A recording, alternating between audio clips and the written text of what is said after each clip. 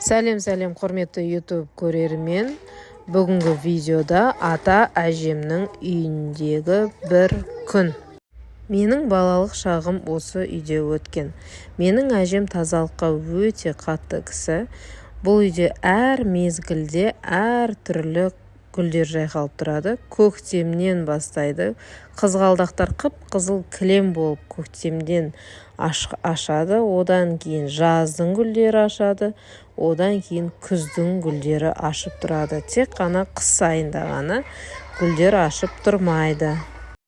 Алма бауы өте керемет. Әр түрлі алма түптері бар. 100 шақтыдай алмалары бар. Әжем табиғатты өте жақсы көреді, сондықтан бауында әдемі жап-жасыл болып тұрғанын қадағалайды. Мынау көк качеляға мен кәсенгем, енді менің балашағым. Әжемнің шөберелер кәсеніп жатыр. Бүгін әженің үйінде қонақтамыз.